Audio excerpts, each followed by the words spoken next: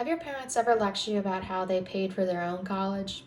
I know mine have multiple times, but with the cost of college increasing so rapidly, it's become almost impossible for the average college age student to do so without taking out a loan. Especially in the current state of our economy with COVID 19, the increasing cost of college is something I'm worried about, considering I still have 2 more years to pay for after this. You want to listen to this because I'm assuming we're all trying to get a college education for a reasonable price and would like to know why it's becoming so hard to do so. Today I will discuss what happens to students and their families as the cost of college continues to increase. I will outline a solution to this problem and finally discuss the benefits of the solution. First, let's talk about how the increasing cost of college is affecting the tuition growth rate, cuts to higher education funding, and the student debt crisis. Published in 2013, according to Ann Sobel of the Institute of Electrical and Electronics Engineer, by 2013, the annual cost of tuition had doubled by almost 3 times since 1980. So that's about a 300% increase in costs.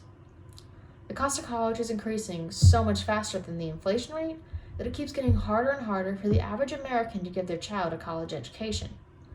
While at the same time, the value of a college degree is not nearly what it was 40 years ago. According to Abigail Hess of CNBC in 2019, during the 1978-1979 school year, it cost the modern equivalent of $8,250 to attend a public university. In the 2008-2009 school year, it cost around $16,460. Today, it costs around $21,370, which is a 29.8% increase in just the past 10 years. A major factor in these tuition increases is the diminishing amount of government funding these public universities are receiving. Abigail Hess also mentions that in the past 25 years, nearly every state has shifted the responsibility of funding higher education from the state to the students. This was in part due to the stock market crash of 2008, which led to the recession, and with what's happening right now in our economy, we're headed into what seems to be another serious recession, which could cause the cost of college to increase similarly to how it did after 2008. According to Ronald Brownstein of The Atlantic in 2018, the 2017-2018 school year was the first time that most public universities received the majority of their funding from tuition rather than the government. With the government providing as little public education funding as ever, student debt is growing exponentially and is going to continue to do so unless something changes. According to Harmeet Kaur of CNN in 2019, the student loan debt has reached $1.6 trillion. She also mentions that student debt has been the fastest growing type of household debt in the past decade and is second behind home mortgages. Kaur continues to state that about 2 in 3 college seniors who graduated from a public or private university in 2018 had student debt, and their average debt was around $29,200. According to Daniel Johnson of the Harvard Business Review in 2019, if nothing changes soon, by 2021, student debt will be about $2 trillion.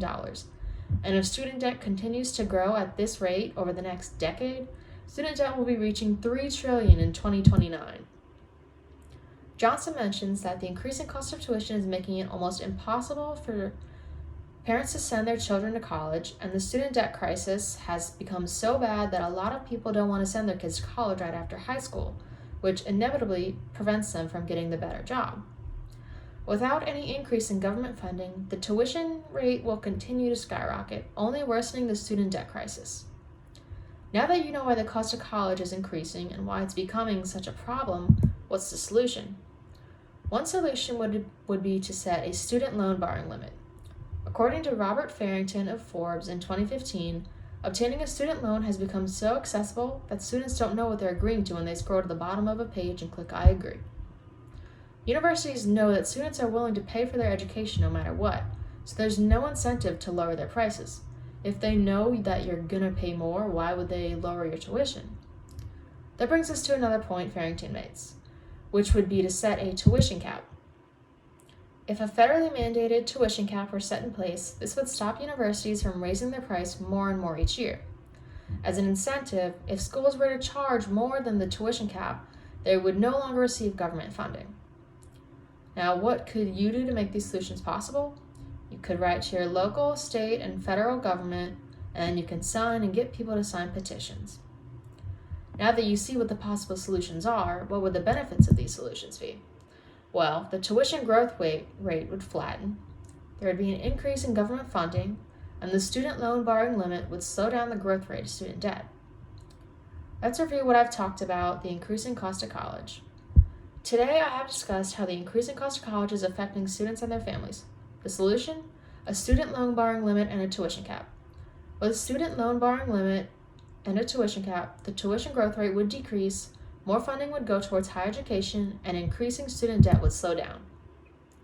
Next time your parents try to lecture you about how they paid for their own college, you can explain to them what you're doing to try to solve that problem. Petition for a student loan borrowing limit and a tuition cap. Make college more affordable.